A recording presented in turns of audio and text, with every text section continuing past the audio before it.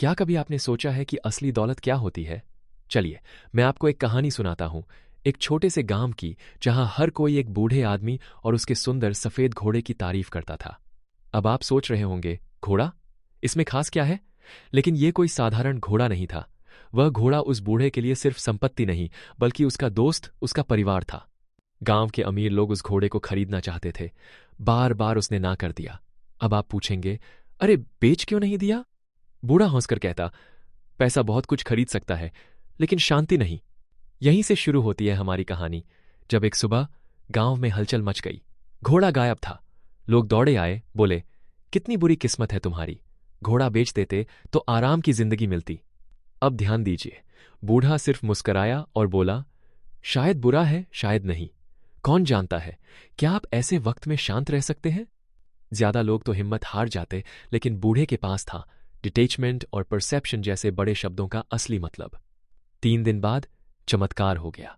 घोड़ा लौटा, और वो भी अकेला नहीं, 3 जंगली घोड़े लेकर। अब आप सोच रहे होंगे, वाह, ये तो किस्मत पलट गई। गांव वाले भी हैरान थे।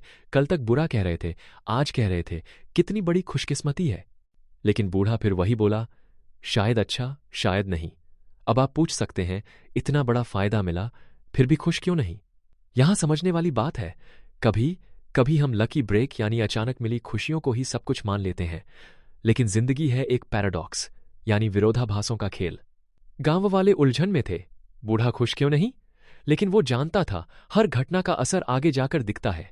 क्या बीती घटना वाकई में बुरी थी, या आने वाली सच्चाई का हिस्सा? मेरे साथ सोचिए, क्या कभी आपके साथ ऐसा हुआ है, जब जो बुरा लगा वही बाद में अच्छा साबित हुआ? यही कहानी का प्लॉट ट्विस्ट है। हम नहीं जानते अगले मोड़ पर कौन सी सच्चाई हमारा इंतजार कर रही है। अब कहानी में नया मोड़ आता है। बूढ़े का जवान बेटा, जो अपने पिता की मदद करना चाहता था, जंगली घोड़ों को काबू करने लगा। एक दिन वह गिरे और पैर टूट गया। सोचिए, एक पल की खुशी अगले ही पल दर्द में बदल गई। गांव वालों ने फिर ताना मारा, पहले घोड़ा भागा, फिर लौटा, अब बेटा घायल। कितनी बुरी किस्मत है। लेकिन बूढ़ा फिर बोला, कभी कभी अच्छे तक पहुंचने का रास्ता दर्द से गुजरता है।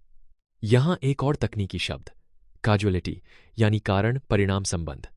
बेटा अगर घोड़ों को नसाता तो घायल न होता।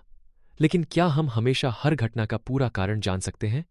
अब आप सोच रहे होंगे, इतना शांत कैसे रह सकता है कोई? सीधी बात है, बूढ़ा जानता था, फ्रेम ऑफ रेफरेंस यानी देखने का नजरिया हर दर्द या खुशी की गहराई तय करता है।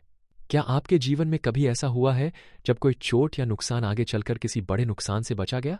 यही है जिंदगी का मिड एक्ट क्लाइमैक्स, जहां सब कुछ उलझ जाता है, लेकिन कहानी अभी बाकी है। कुछ हफ्तों बाद पूरे राज्य में युद्ध छिड़ गया। राजा के सैनिक गांव आए और सभी जवानों को सेना में ले गए, सिवाय बूढ़े के बेटे के, क्योंकि उसका पैर टूटा था। अब गांव वाले चौंके, तुम सही थे, बेटे की चोट ने उसकी जान बचा ली। हमारे बेटे खतरे में हैं। सोचिए, जिसे कल तक बुरा माना, वही आज वरदान बन गया। यही है यन यांग का कॉन्सेप्ट। हर अच्छी चीज में बुरा छुपा होता है, और हर बुरी चीज में अच्छा।